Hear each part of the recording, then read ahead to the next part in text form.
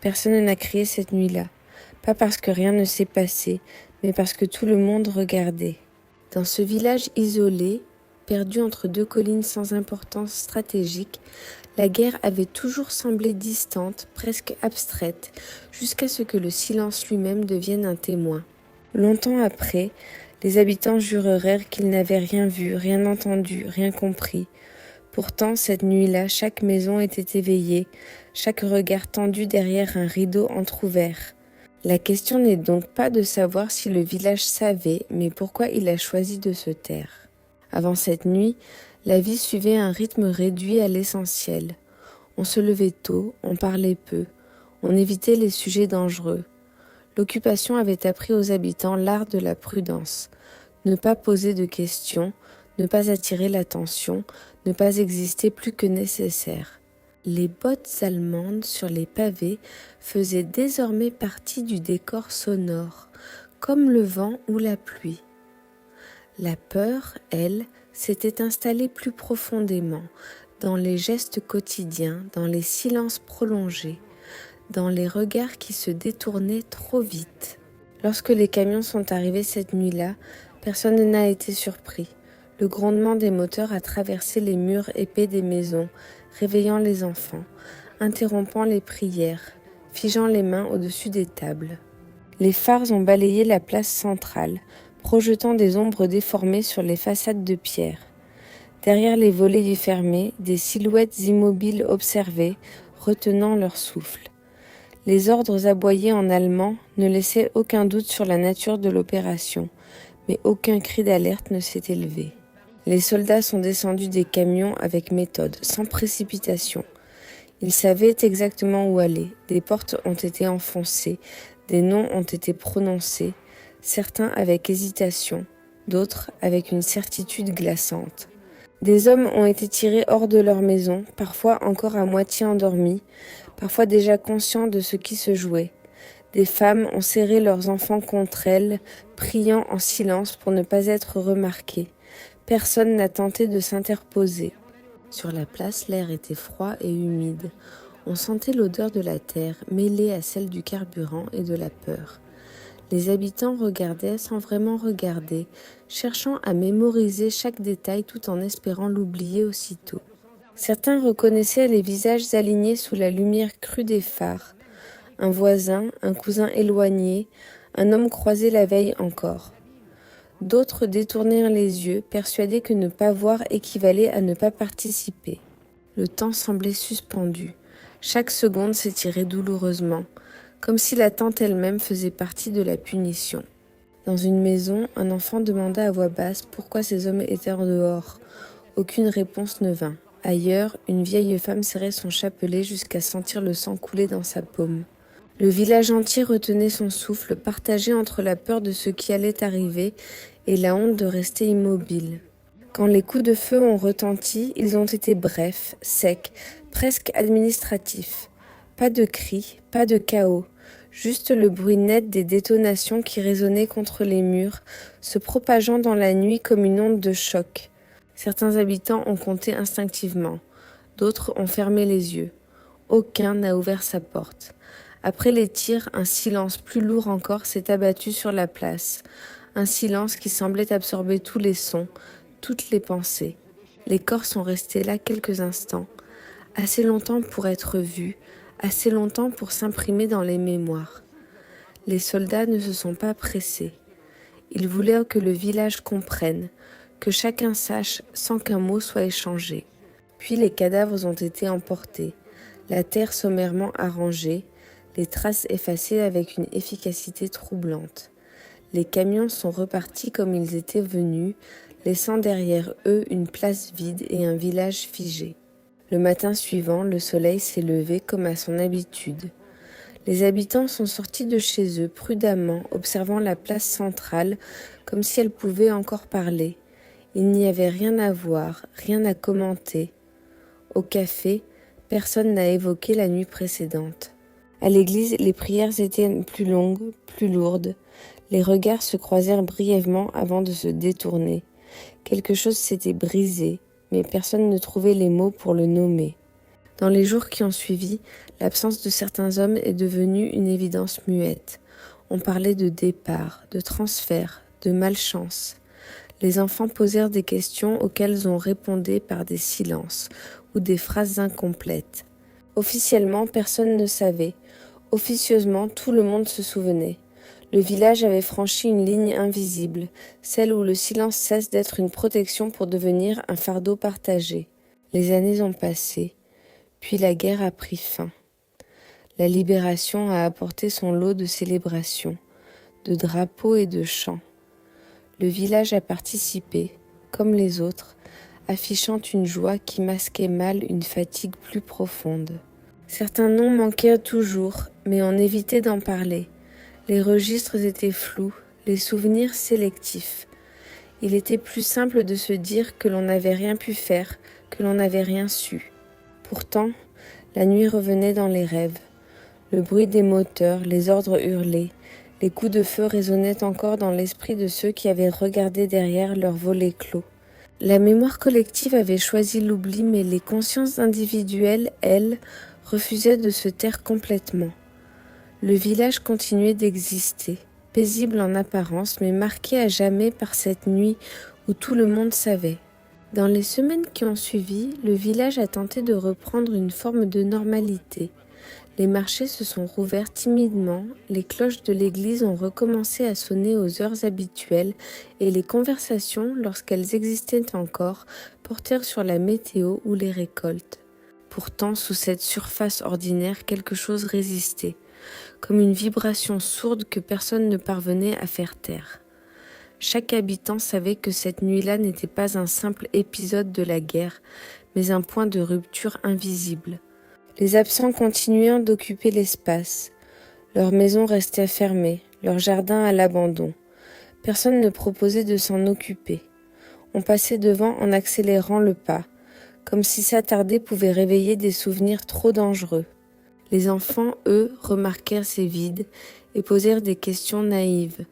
On leur répondait par des demi-vérités, des phrases inachevées ou un simple regard qui signifiait qu'il ne fallait pas insister. Le silence devenait une langue transmise malgré elle. La peur ne venait plus seulement des soldats. Elle naissait désormais à l'intérieur du village. Certains redoutèrent qu'un mot de trop, une allusion maladroite, puisse attirer l'attention des autorités. D'autres craignaient surtout leurs propres souvenirs, car ce souvenir, c'était reconnaître qu'ils avaient vu, qu'ils avaient compris et qu'ils n'avaient rien fait. Chaque jour qui passait renforçait ce pacte tacite. Survivre impliquait de ne pas remuer le passé. Parfois, la nuit, des habitants croyaient entendre à nouveau les moteurs. Ils se levaient en sursaut, le cœur battant, avant de réaliser que ce n'était que le vent ou un camion lointain sur une route secondaire. Le corps, lui, n'avait pas oublié. L'odeur de carburant, le claquement sec des ordres, la lumière brutale des phares revenaient sans prévenir. Ces sensations persistaient bien après le réveil, laissant un goût métallique dans la bouche et une fatigue inexpliquée au matin. Au fil des mois, certains commencèrent à réécrire l'histoire sans jamais se concerter. Pour les uns, les hommes arrêtés étaient peut-être coupables de quelque chose. Pour d'autres, ils avaient été dénoncés par des inconnus venus d'ailleurs. Ces récits improvisés avaient une fonction précise, éloigner la responsabilité du village. Plus la version changeait, plus la vérité devenait floue, et plus elle devenait floue, plus il était facile de prétendre qu'on ne saurait jamais ce qui s'était réellement passé. La place centrale, pourtant, restait inchangée. Chaque passage rappelait la nuit, même sans trace visible. Les pavés semblaient en garder une mémoire propre, une froideur particulière. Certains habitants évitèrent désormais cet endroit, préférant faire des détours inutiles. D'autres s'y attardèrent parfois, immobiles, comme s'ils attendaient quelque chose. Un son, un signe, une justification tardive qui ne venait jamais. Le lieu était devenu un témoin muet, plus fiable que les souvenirs humains. Quand un officier allemand se présenta au village quelques mois plus tard pour une inspection de routine, la tension fut immédiate. Les habitants se figèrent, craignant que le passé ne refasse surface. Rien ne se produisit. L'officier repartit, indifférent. Mais cet épisode renforça une certitude. Le village avait été vu, enregistré, peut-être même jugé. Cette idée suffisait à maintenir chacun dans une obéissance silencieuse. Si les autorités savaient, alors parler devenait inutile, voire dangereux. À mesure que la guerre s'intensifiait ailleurs, le village sombrait dans une attente passive. Les nouvelles du front arrivaient de façon fragmentée, souvent contradictoire. Chaque rumeur alimentait l'espoir d'une fin proche, mais aussi la peur de représailles. Les habitants vivaient dans un équilibre fragile, conscients que leur survie dépendait autant de leur discrétion que de la chance. Dans ce contexte, la nuit des exécutions prenait une dimension presque irréelle, comme un rêve collectif dont on refusait de se réveiller. Certains, plus âgés, tentèrent de se convaincre qu'ils avaient déjà connu pire. D'autres, plus jeunes, ressentaient une colère sourde, difficile à formuler.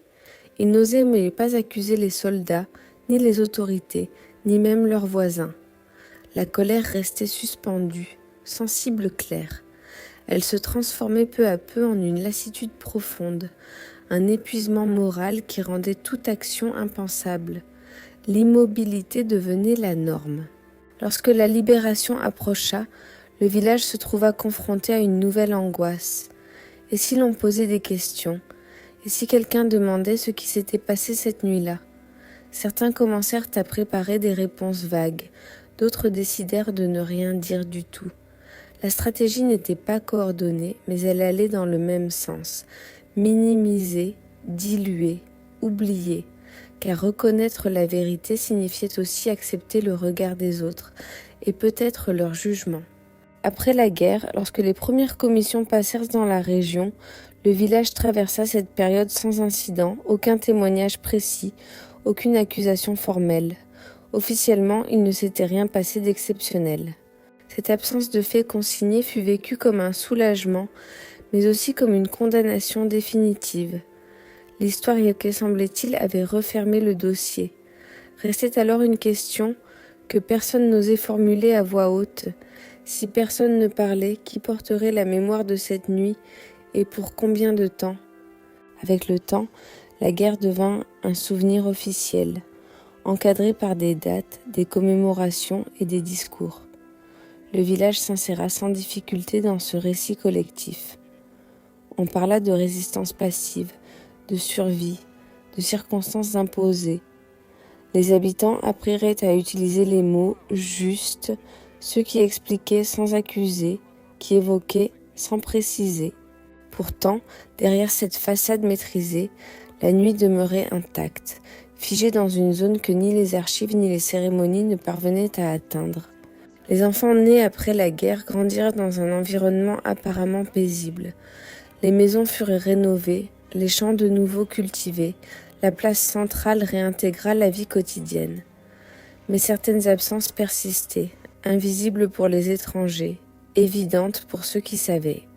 Des noms n'étaient jamais prononcés, des familles avaient disparu sans laisser de traces claires. À force d'éviter ces sujets, le village transmit malgré lui une mémoire fragmentée, faite de silence et de contradictions. À l'école, lorsque l'on abordait la Seconde Guerre mondiale, les récits restaient généraux. On parlait des grandes batailles, de l'occupation, de la libération, jamais du village lui-même.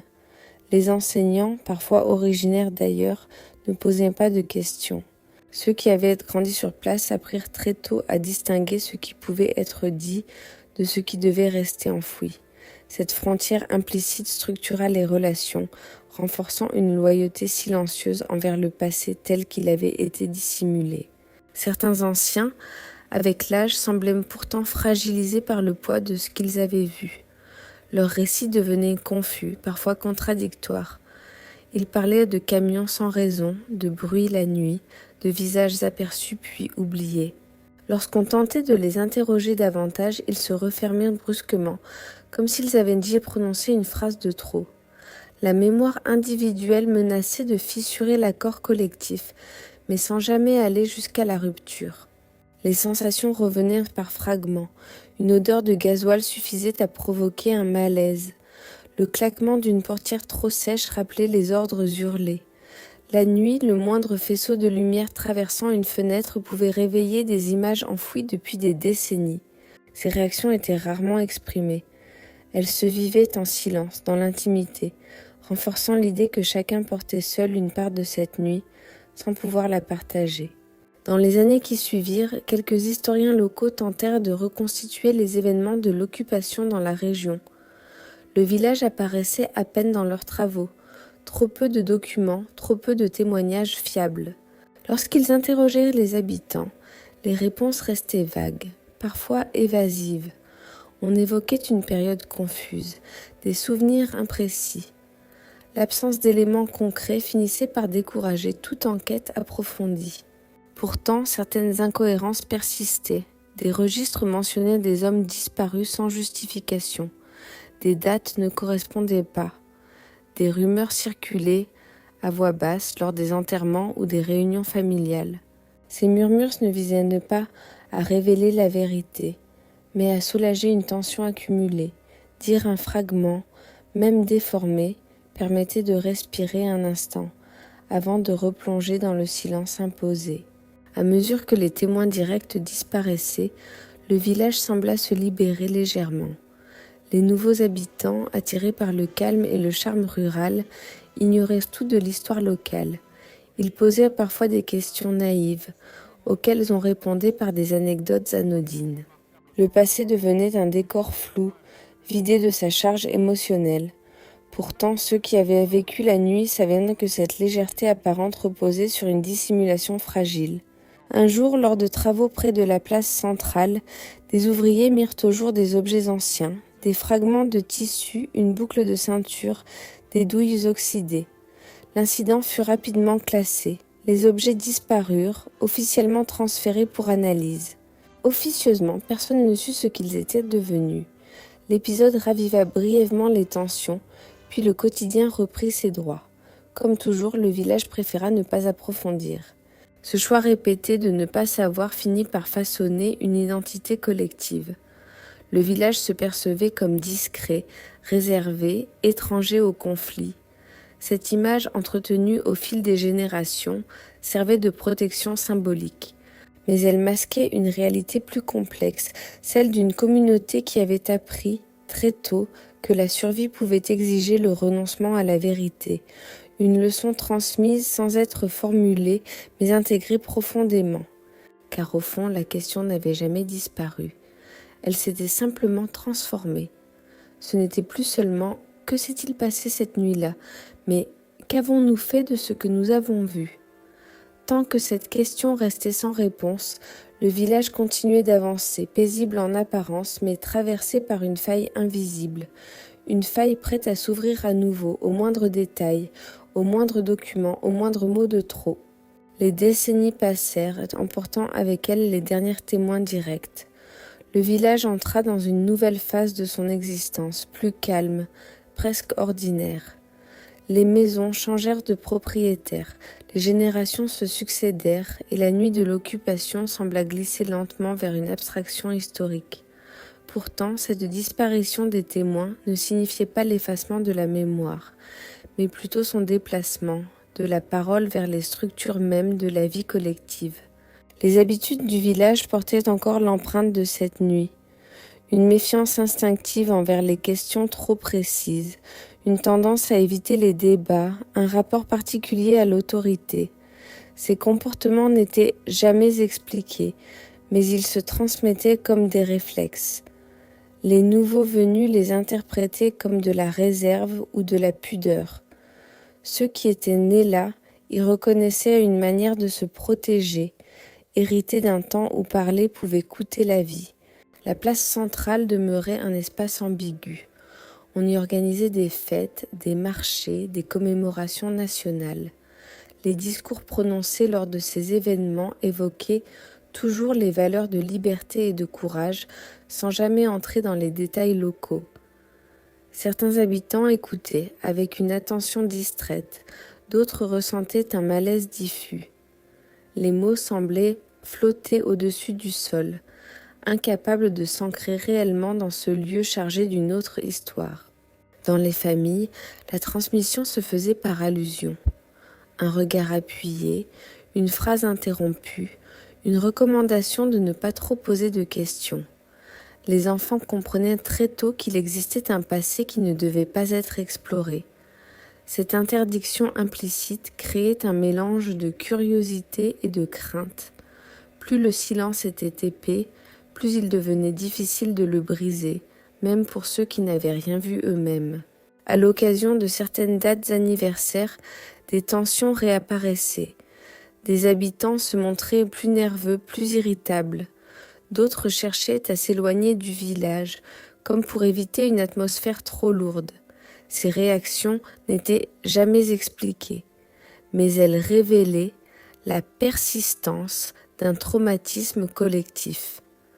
La guerre n'était plus présente physiquement, mais elle continuait de structurer les émotions et les comportements. Un jour, un journaliste régional s'intéressa à l'histoire du village. Il avait entendu parler de disparitions inexpliquées, de zones d'ombre dans les archives. Sa présence suscita une inquiétude immédiate. Les habitants se montrèrent polis mais distants.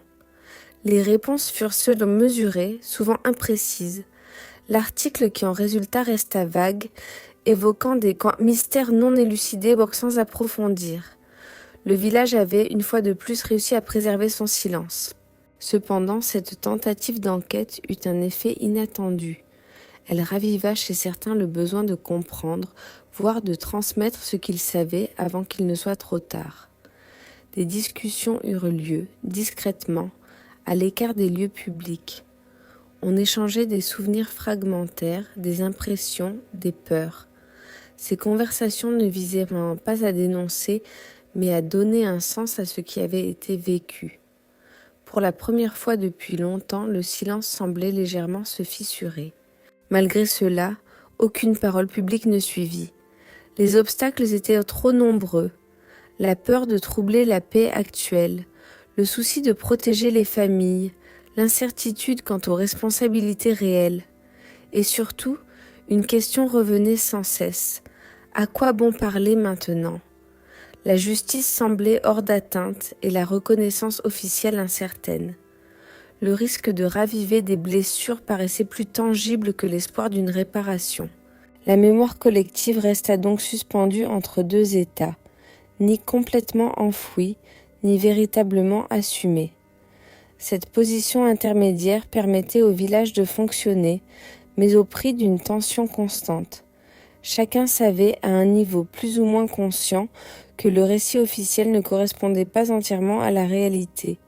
Cette dissonance nourrissait un malaise diffus, difficile à nommer, mais omniprésent. Avec le temps, la nuit de l'occupation se transforma en une référence implicite, un point invisible autour duquel s'organisèrent les comportements. On ne la mentionnait pas, mais elle influençait les choix, les silences, les relations. Elle rappelait que la frontière entre la peur et la complicité pouvait être ténue et que le silence, parfois, était moins une absence de parole qu'une décision collective. Car au fond, ce que le village avait appris cette nuit-là dépassait l'événement lui-même. Il avait appris qu'il était possible de voir sans agir, de savoir sans intervenir et de continuer à vivre malgré cela. Cette leçon, jamais formulée, constituait peut-être l'héritage le plus lourd. Et tant qu'elle restait intacte, la question demeurait entière. Le silence avait-il réellement protégé le village ou l'avait-il condamné à porter indéfiniment le poids de cette nuit ? Le temps poursuivit son œuvre, émoussant les souvenirs sans jamais les faire disparaître totalement. Le village semblait avoir trouvé un équilibre fragile, construit sur l'évitement et l'habitude. Pourtant, certains événements venaient parfois perturber cette stabilité apparente, rappelant que le passé n'était jamais complètement clos. Une remarque maladroite, une découverte fortuite ou même une simple question d'un étranger suffisait à raviver une inquiétude ancienne. Les registres municipaux, conservés dans une petite salle à l'arrière de la mairie, faisaient partie de ces zones sensibles.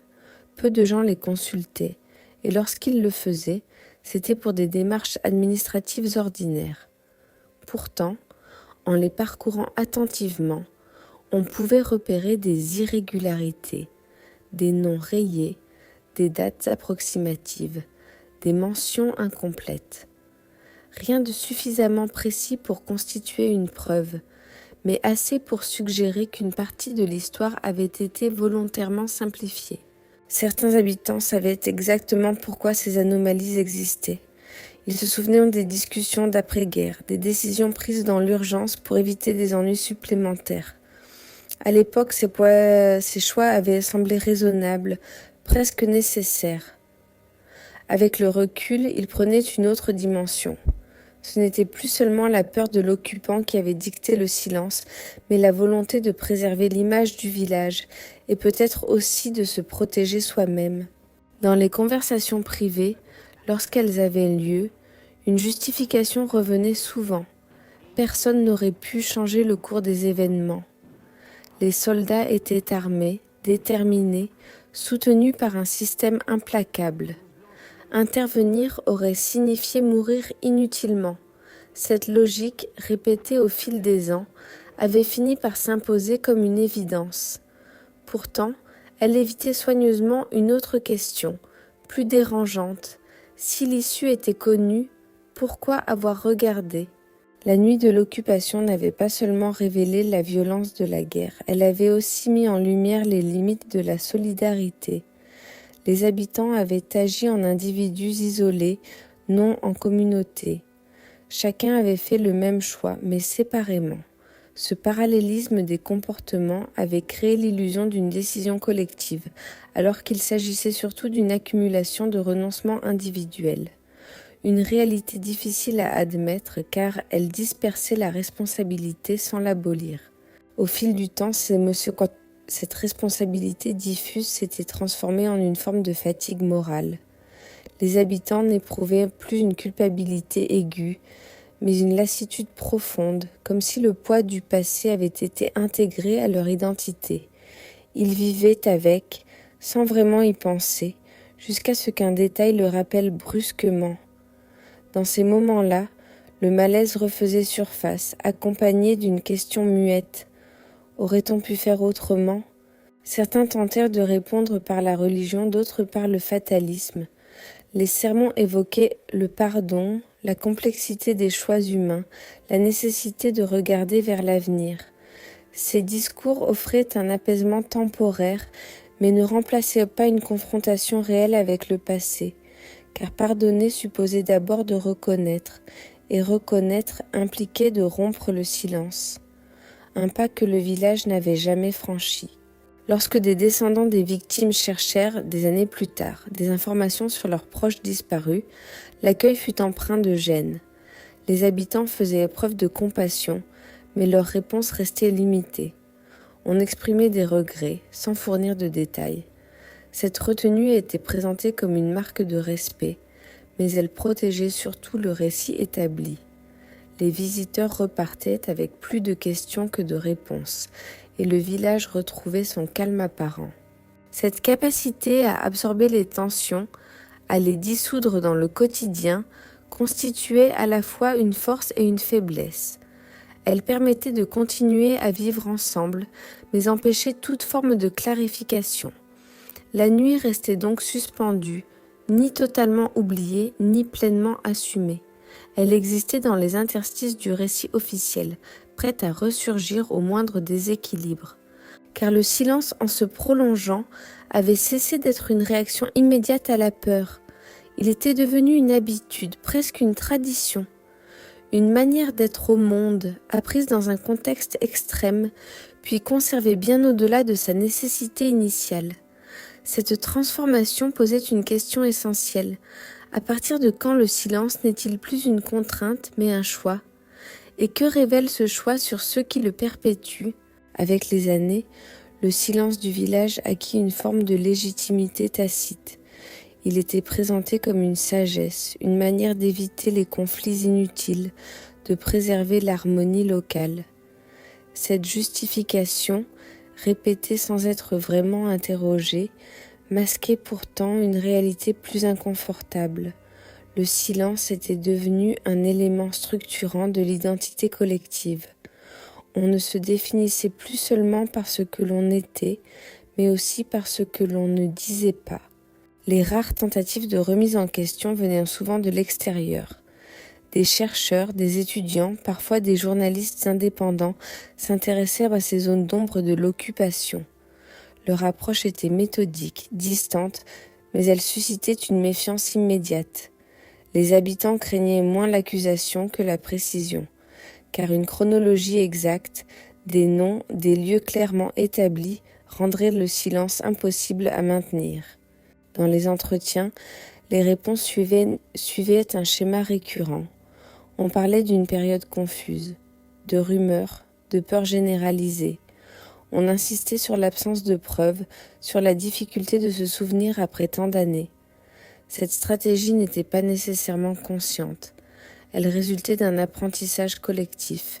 Éviter les détails, diluer les faits, déplacer la responsabilité vers un contexte plus large. Ainsi, le village restait dans une zone grise, ni accusé, ni innocenté. Pourtant, certaines nuits, le passé semblait revenir avec une précision troublante. Des habitants racontaient à demi-mot des rêves identiques, la lumière des phares, la place déserte, le bruit sec des coups de feu. Ces rêves n'étaient jamais partagés publiquement, mais leur répétition suggérait une mémoire commune, enfouie sous des couches de déni. Le corps, une fois encore, se souvenait mieux que le récit officiel. La génération suivante, celle qui n'avait pas connu la guerre, ressentait cette tension sans toujours en comprendre l'origine. Elle héritait d'un climat émotionnel particulier, fait de retenue et de prudence excessive. Certains jeunes quittèrent le village dès qu'ils le pouvaient, attirés par des lieux où les silences semblaient moins lourds. D'autres restaient, acceptant implicitement cet héritage, sans chercher à le questionner. Dans les deux cas, la nuit continuait d'influencer les trajectoires individuelles. À l'occasion d'un projet de rénovation, une ancienne cave fut découverte sous une maison proche de la place. Rien d'exceptionnel n'y fut trouvé, mais l'événement raviva des souvenirs. Certains affirmèrent qu'elle avait servi de cache temporaire, d'autres nièrent toute utilisation particulière. Les discussions furent brèves, vite interrompues. L'important n'était pas ce que la cave avait réellement abrité, mais ce qu'elle symbolisait, la possibilité que le passé laisse encore des traces matérielles. Dans les cérémonies officielles, le village participait avec discipline. Les gerbes étaient déposées, les discours écoutés en silence. On honorait les morts de la guerre, sans distinction. Cette indistinction offrait une forme de confort moral. Elle permettait d'inclure les victimes sans avoir à préciser les circonstances de leur mort. Mais elle évitait aussi de nommer les responsabilités, maintenant ainsi une distance protectrice entre le présent et la nuit. Certains habitants, plus lucides ou plus fatigués, reconnaissaient en privé que le silence avait un coût. Ils parlaient d'un poids transmis de génération en génération, d'une atmosphère qui étouffait les élans. Mais ces constats restaient confinés à l'intimité. Les exprimer publiquement aurait signifié rompre un équilibre fragile, au risque de provoquer des divisions. Le village préférait donc conserver une unité de façade, quitte à sacrifier une part de vérité. Car la vérité, lorsqu'elle n'est pas dite, ne disparaît pas. Elle se transforme, elle infiltre les comportements, les choix, les peurs. Dans ce village, elle avait pris la forme d'une prudence excessive, d'une réticence à s'engager, d'un rapport distant à toute forme d'autorité ou de contestation. La nuit de l'occupation avait ainsi façonné bien plus que des souvenirs. Elle avait modelé une manière d'être, silencieuse et méfiante. Et plus le temps passait, plus une question devenait pressante, même si elle n'était jamais formulée à voix haute. Si le silence avait été une nécessité au départ, que restait-il aujourd'hui de cette justification ? Était-il encore une protection ou seulement l'héritage d'une peur ancienne, entretenue par habitude ?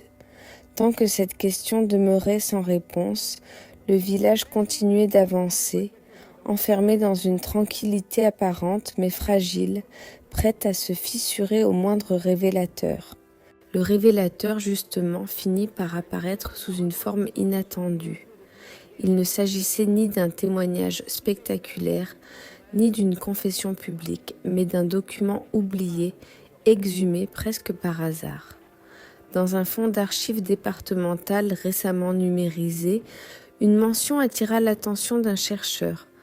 Un rapport administratif, rédigé en quelques lignes sèches, évoquant une opération nocturne dans un village correspondant en tout point à celui-ci. Aucun détail narratif, aucun jugement moral, juste une constatation factuelle, presque indifférente. La phrase la plus troublante était aussi la plus brève. Elle indiquait que la population était présente et qu'aucune intervention n'avait été observée. Ces mots, alignés sans émotion, donnaient soudain une existence officielle à ce que le village avait toujours cherché à maintenir dans le flou. Pour la première fois, le silence n'était plus seulement une absence de témoignage, mais un fait consigné, inscrit noir sur blanc dans une archive publique. Lorsque l'information commença à circuler, d'abord parmi les historiens, puis plus largement, le village réagit avec une prudence instinctive. Les habitants les plus âgés comprirent immédiatement la portée du document. Les plus jeunes, eux, furent surpris, parfois choqués. Le rapport ne révélait rien de fondamentalement nouveau, mais il modifiait la nature du problème. Ce n'était plus une question de souvenirs incertains, mais de responsabilité collective mentionnée dans une source officielle. Les discussions reprirent, plus intenses cette fois. Certains estimaient que le document devait être contextualisé, expliqué, relativisé. D'autres craignaient qu'il ne serve de base à des accusations injustes. La peur d'un regard extérieur, d'un jugement tardif, réapparaissait avec force. Le village se retrouvait face à un dilemme qu'il avait toujours repoussé. Continuer à se taire ou accepter que le silence lui-même devienne objet d'histoire. Dans les médias locaux, l'affaire fut évoquée avec précaution. On parla de zone d'ombre, de comportements sous contrainte, de complexité des situations d'occupation. Ces formules permettirent d'aborder le sujet sans trancher. Pourtant, pour ceux qui vivaient là, la nuance ne suffisait plus. Le document avait ravivé des souvenirs précis, des images longtemps refoulées. Il devenait difficile de se réfugier derrière l'argument de l'oubli. Certaines familles les ressentirent une forme de soulagement paradoxal. Le fait que l'événement soit enfin reconnu, même partiellement, allégeait le poids du non-dit. D'autres, au contraire, se sentirent menacées. Elles craignaient que leurs parents ou grands-parents soient perçus comme complices, voire coupables. Cette peur de la stigmatisation renforça les divisions latentes, révélant des fractures jusque-là contenues sous une apparente unité. Des réunions informelles eurent lieu dans des cuisines, des arrière-salles, loin des regards. On y débattait de ce qu'il fallait faire sans parvenir à un consensus. Fallait-il organiser une commémoration spécifique, publier un témoignage collectif ou au contraire minimiser l'importance du document pour éviter toute escalade? Chaque option comportait des risques. L'absence de décision commune reflétait la difficulté à assumer une responsabilité partagée. Le rapport, par sa sobriété même, laissait de nombreuses questions ouvertes. Il ne précisait pas les circonstances exactes, ni l'identité des victimes, ni les raisons de l'opération. Mais son existence suffisait à remettre en cause le récit tacite du village. Le silence n'était plus seulement un choix individuel, mais un élément reconnu du déroulement des faits. Cette reconnaissance changeait tout, sans pour autant offrir de solution claire. Pour la première fois depuis longtemps, certains habitants envisagèrent publiquement la possibilité de parler, pas pour accuser, ni pour se justifier, mais pour témoigner de ce qu'ils avaient ressenti, de ce qu'ils avaient craint. Cette perspective effrayait autant qu'elle attirait, car parler signifiait aussi accepter que l'histoire du village ne soit plus contrôlée uniquement de l'intérieur. Une perte de maîtrise difficile à accepter après des décennies de retenue. Le village se trouvait ainsi à un tournant. Continuer à se taire revenait désormais à ignorer un fait établi. Parler, en revanche, ouvrait la porte à des interprétations imprévisibles. Entre ces deux options, aucune ne semblait réellement protectrice. Le passé, longtemps maintenu à distance, avait trouvé un moyen de revenir, non par la voix des témoins, mais par l'autorité impersonnelle de l'archive. Et face à cette irruption, une question s'imposait. Le silence pouvait-il encore tenir, maintenant qu'il était lui-même devenu une preuve? La question ne resta pas théorique très longtemps. À mesure que le document circulait, des demandes commencèrent à affluer. Des chercheurs souhaitaient accéder aux archives locales. Des associations de mémoire proposaient d'organiser des rencontres. Même certains habitants, jusque-là discrets, se surprirent à relire leur propre histoire familiale avec un regard différent. Le silence, qui avait longtemps servi de rempart, se fissurait sous la pression de ces sollicitations extérieures. Les autorités municipales se retrouvèrent en première ligne. Officiellement, il ne s'agissait que d'un épisode parmi d'autres de l'occupation. Officieusement, chacun savait que la situation était plus délicate. Prendre la parole, même de façon mesurée, risquait de déclencher une série de réactions en chaîne. Se taire, en revanche, pouvait être interprété comme une confirmation implicite des faits évoqués dans le rapport. L'équilibre était d'autant plus fragile que toute décision serait scrutée, analysée, commentée. Dans les foyers, les discussions prirent une tournure plus personnelle. Les descendants des témoins directs posèrent des questions précises, parfois pour la première fois.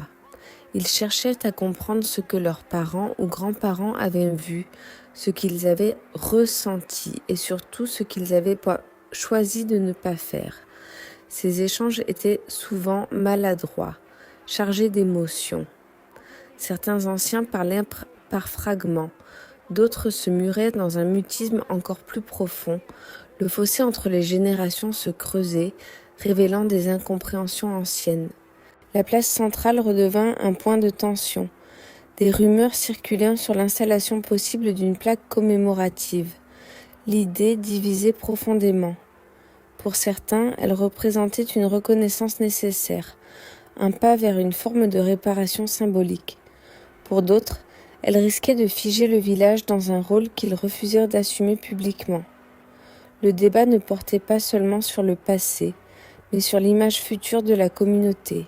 Les médias nationaux commencèrent à s'intéresser au sujet, attirés par la dimension exemplaire de l'affaire.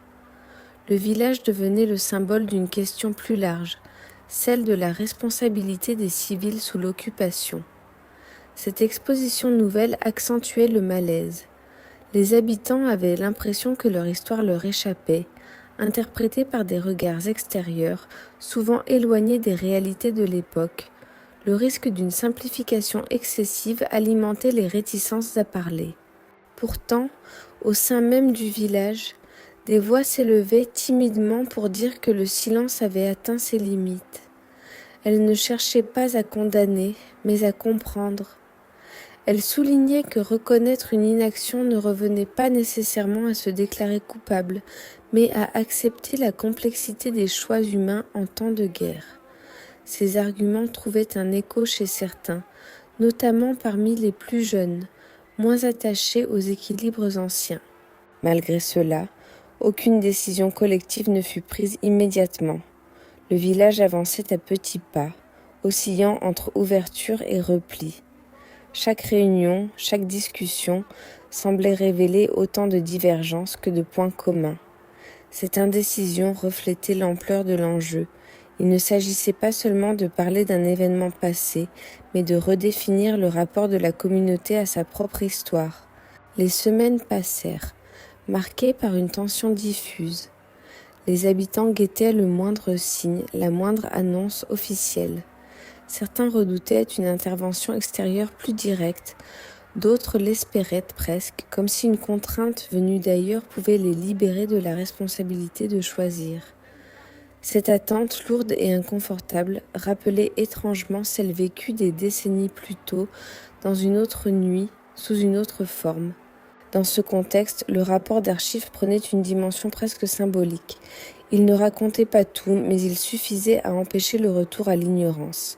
Le village ne pouvait plus prétendre qu'il ne savait pas. Il se retrouvait face à un miroir, reflétant non seulement ce qui s'était passé, mais aussi ce qui avait été fait ensuite. Des années de silence, de justification, d'oubli partiel. La question n'était plus de savoir si l'on devait parler, mais ce que l'on était prêt à reconnaître. Car reconnaître impliquait d'accepter une vérité inconfortable, celle d'une communauté ordinaire confrontée à une situation extrême qui avait choisi l'immobilité. Ni héroïsme, ni trahison spectaculaire, mais une absence d'action partagée. Cette réalité, difficile à intégrer, mettait à l'épreuve l'image que le village s'était construite au fil du temps. Et face à cette épreuve, une dernière question se posait, plus pressante que jamais. Le silence avait-il encore un avenir, maintenant que le passé exigeait d'être nommé? La décision, lorsqu'elle vint, ne prit pas la forme d'une déclaration officielle ni d'un grand geste symbolique. Elle se manifesta d'abord par une série de petites ruptures, presque imperceptibles. Un ancien accepta de répondre à un chercheur, à condition que son nom ne soit pas cité. Une famille ouvrit une vieille boîte contenant des lettres jamais montrées. Une autre reconnut, à demi-mot, avoir vu plus qu'elle ne l'avait toujours affirmé. Ces fragments de paroles ne constituaient pas encore un récit, mais ils marquaient un basculement. Pour ceux qui parlaient, l'expérience était éprouvante. Les mots semblaient maladroits, insuffisants pour décrire ce qui avait été ressenti cette nuit-là. Beaucoup insistaient sur la peur, sur l'impression d'impuissance totale, sur la certitude que toute tentative d'intervention aurait conduit à une mort immédiate. Ces témoignages ne cherchaient pas à se justifier, mais à restituer une atmosphère, un état d'esprit collectif fait de tensions extrêmes et de calculs permanents. Pourtant, même ainsi, une zone restait dans l'ombre. Cette zone concernait le regard, le fait d'avoir vu sans agir. Certains le reconnaissaient désormais ouvertement, avec une gêne palpable. Ils décrivaient les volets entr'ouverts, les silhouettes figées, la décision consciente de rester immobile. Ce détail, longtemps minimisé, prenait une importance centrale. Il révélait que le silence n'avait pas été uniquement subi, mais aussi choisi, ne serait-ce qu'à l'échelle de quelques secondes décisives. Une reconnaissance difficile mais nécessaire pour comprendre la portée de l'événement. Ces paroles fragmentaires ne faisaient pas l'unanimité. D'autres habitants refusaient toujours toute remise en question publique. Ils estimaient que ces récits risquaient de déformer la réalité, de juger le passé avec des critères contemporains. Pour eux, la priorité restait la cohésion du village. Raviver les divisions leur semblait plus dangereux que maintenir le silence. Cette opposition entre ouverture et retenue traversait désormais la communauté de manière visible. Les échanges devenaient parfois tendus, non pas violents, mais chargés d'une émotion longtemps contenue. On débattait de la notion de responsabilité, du poids des circonstances, de la différence entre comprendre et excuser. Ces discussions, inédites à cette échelle, montraient à quel point la nuit continuait de structurer les relations. Le passé, loin d'être clos, s'invitait dans le présent avec une force inattendue. À mesure que ces débats prenèrent de l'ampleur, une idée commença à s'imposer. Le silence n'avait pas protégé le village autant qu'on l'avait cru. Il avait évité certaines confrontations, certes, mais il avait aussi empêché toute élaboration collective du traumatisme. En l'absence de mots, la peur s'était transmise intacte, génération après génération. Parler, même tardivement, apparaissait alors non comme une trahison du passé, mais comme une tentative de le transformer. Cette prise de conscience ne débouchait pas sur un consensus, mais elle modifiait le cadre du débat. La question n'était plus seulement « fallait-il agir cette nuit-là ?» mais « que faisons-nous aujourd'hui de ce que nous savons ?» Cette reformulation déplaçait la responsabilité vers le présent. Elle obligeait le village à se positionner, non en tant que témoin passif de l'histoire, mais comme acteur de sa transmission. Dans ce contexte, la perspective d'un geste symbolique refit surface, non pour accuser ni pour se glorifier, mais pour reconnaître. Reconnaître que des hommes avaient été exécutés, reconnaître que la population avait vu. Reconnaître aussi la peur, l'impuissance et les choix contraints, Cette reconnaissance, même partielle, apparaissait comme une manière de sortir du non-dit sans tomber dans la condamnation simpliste. Pourtant, jusqu'au dernier moment, l'hésitation demeurait. Chaque avancée semblait fragile, susceptible d'être remise en cause. Le village avançait lentement, conscient que toute parole prononcée publiquement serait irréversible. Le silence, malgré tout, restait une tentation, une solution familière. Et face à cette tentation, une interrogation persistait. Était-il encore possible de se taire sans mentir, maintenant que tant de regards étaient retournés vers cette nuit ? Le jour où une plaque fut finalement envisagée, rien ne se passa comme prévu. Il n'y eut ni unanimité, ni cérémonie grandiose. La proposition elle-même était sobre, presque minimale. Quelques lignes, sans accusation directe, rappelant simplement qu'en ce lieu, pendant l'occupation, des civils avaient été exécutés sous les yeux de la population. Ce choix de formulation traduisait l'état du village, ni dans le déni total, ni dans l'aveu complet, mais dans une reconnaissance mesurée. Ce projet suscita encore des résistances. Certains y voyaient une stigmatisation durable, une manière de figer le village dans une identité douloureuse. D'autres estimaient au contraire que l'absence de ce geste continuerait d'entretenir une ambiguïté pesante. Les débats furent longs, parfois épuisants, mais pour la première fois, ils avaient lieu ouvertement, sans se réfugier systématiquement derrière le silence. Ce simple fait marquait une rupture historique. Lorsque la plaque fut installée discrètement, sans annonce officielle majeure, l'atmosphère était lourde. Les habitants présents observaient l'objet en silence. Il n'y eut pas de discours, pas de musique, juste quelques regards, certains baissés, d'autres fixés sur les mots gravés. Chacun y projetait sa propre histoire, ses propres souvenirs, ses propres justifications. La plaque ne tranchait rien. Elle posait un fait et laissait le reste à l'interprétation. Dans les jours qui suivirent, le village ne changea pas en apparence. Les routines reprirent, les conversations quotidiennes continuèrent. Pourtant, quelque chose avait basculé. Le passé n'était plus entièrement enfoui. Il était là, visible, assumé dans sa forme la plus simple. Cette présence matérielle empêchait le retour complet au silence. Elle obligeait à composer avec une mémoire désormais partagée, même imparfaitement. Pour certains habitants, ce geste apporta un apaisement inattendu. Le fait que la nuit soit enfin reconnue, sans phare ni justification excessive, allégeait un poids ancien. Pour d'autres, l'inconfort persistait. La plaque rappelait chaque jour ce qu'ils auraient préféré oublier. Mais même cette gêne avait une valeur nouvelle. Elle remplaçait le malaise diffus par une confrontation claire, limitée, mais réelle. Avec le temps, les visiteurs commencèrent à s'arrêter devant ces quelques lignes. Certains posèrent des questions, d'autres lisaient en silence. Le village apprenait peu à peu à répondre, sans entrer dans les détails, mais sans nier non plus. Cette posture intermédiaire reflétait le chemin parcouru. Il ne s'agissait pas de réécrire le passé, mais de reconnaître qu'il avait existé, avec toute sa complexité. La nuit de l'occupation n'avait pas cessé d'être une blessure, mais elle n'était plus uniquement un secret.